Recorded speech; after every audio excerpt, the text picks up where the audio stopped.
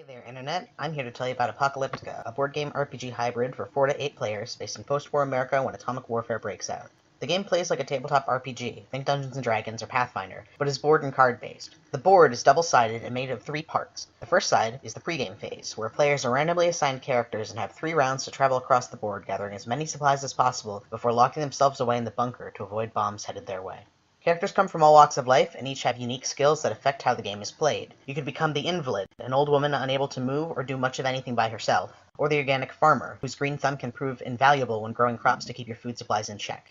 Each card is partnered with a specific character piece and begins in the center of the board. Most cards represent a single character, but there's always an exception. Timothy and Lucy, a mother and child duo, count as 2 characters but are inseparable and have their own special set of rules and skills for how they're played. The game begins with 12 characters in the center of the board. The location and nature of the supplies you're searching for is determined by the level of game you choose to play. There are 3 difficulty levels present in the core book. Easy, which starts you on an island in the Keys and searching is fruitful. Normal, which starts you in a town where supplies are limited and danger is high. And Hard, where you skip the pregame phase and begin directly in the bunker with a set amount of supplies and 8 randomly assigned characters. As a character moves across the board, they search for supplies by rolling 1d10 and comparing it to the table inside the rules of play. Areas of search are defined by whether you are in a dark or light space, and which of the 3 rings your character is in.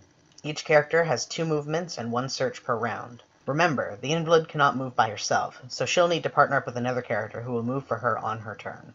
Some search rolls will lead to a permanent resource being discovered. These are marked on the map with a bomb token. Any characters that travel to that section of the map will automatically collect that resource on their turn. Once 3 rounds have passed, all characters that have made it back to the center ring in time will enter a voting phase. The bunker only has enough supplies for 8 people, meaning 4 of you will have to be left outside. Any characters left outside die, and all supplies they gathered are permanently lost.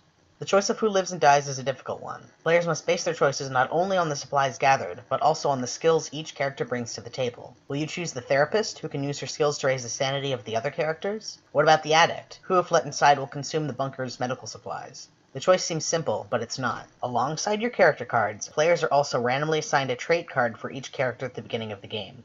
These cards can drastically change the course of gameplay. Your most helpful character that gathered a large amount of supplies might end up with claustrophobia, which increases the amount of sanity they lose each turn. A character with negative traits and not as many supplies might have won the genetic lottery, meaning they're incapable of getting sick. You might even have a character that's legally blind, hindering their ability to use certain skills and giving them a seeing eye dog that allows them to move unassisted, but also uses extra food, water, and oxygen rations. Unless they have a civil defense symbol in the corner, meaning there's something obvious at first glance, or public knowledge, these cards remain a secret until they would come into effect or the player decides to reveal them during voting to help sway the group in their favor. This means players have to be cautious who they choose to let in. The character that seems to have everything going for them, but hasn't revealed their trait, might be hiding a deadly secret.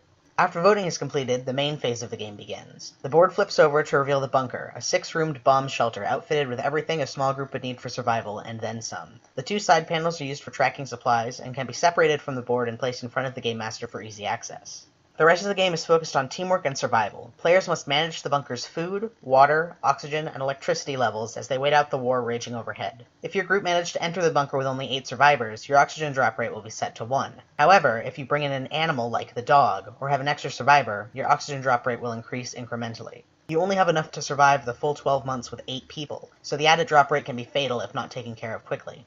Players spend their turns moving around the board and interacting with the utilities found in each room. Each turn they must also draw an event card and roll 1d6 to determine what happens. Events can be good or bad and can affect the individual or the entire bunker. As the rounds pass, the cards increase in difficulty as well. Green cards are played for the first 4 rounds and are generally positive. Yellow cards are shuffled in after round 4 and contain a mixture of good and bad effects. Red cards, which are shuffled into the event deck after round 8, are largely composed of negative effects, including one of the worst, radiation leaks. When a radiation leak occurs, the section the drawing player was in becomes contaminated and must be permanently locked down to prevent radiation reaching the other sections of the bunker. This means all utilities within the section are lost as well. Any characters in sections adjacent to the radiated section can become trapped in place if the only exit led to the lockdown area. Each round, supplies drop naturally by amounts determined by the number of living things within the bunker. The rate of oxygen loss is determined by your oxygen drop rate, as mentioned previously. Water and food levels drop as they are consumed, and the generator drops by 1 level of charge each round. The generator can be recharged by a character manually to restore it to full, and crops can be grown to restore food supplies and lower the oxygen drop rate. However, they increase the rate of water consumption.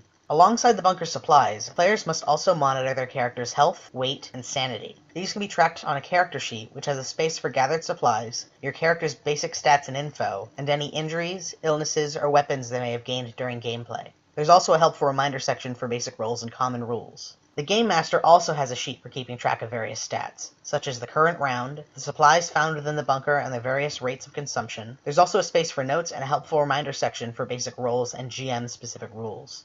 In the base version of Apochalyptica, the player and GM sheets will be paper, with enough for one campaign inside the box, and a link for downloading the digital files for self-printing included. If the stretch goal is met, the paper sheets will instead be replaced with these reusable laminated sheets that can be written on with dry erase marker. Also found within the bunker is the Survivalist Guide, a quintessential post-war civil defense booklet and owner's manual for the bunker. It includes helpful information on the bunker and its many utilities, peppered with scrawled notes from the original owner that can give players hints for gameplay that can't be found in the main rulebook. Be careful, however, it seems like he wasn't entirely of sound mind. Every game is managed by a Game Master, who controls the 60-page rulebook containing all the tables, dice rolls, and other information needed to smoothly run a campaign. Survive all 12 rounds within the bunker, and you win the game.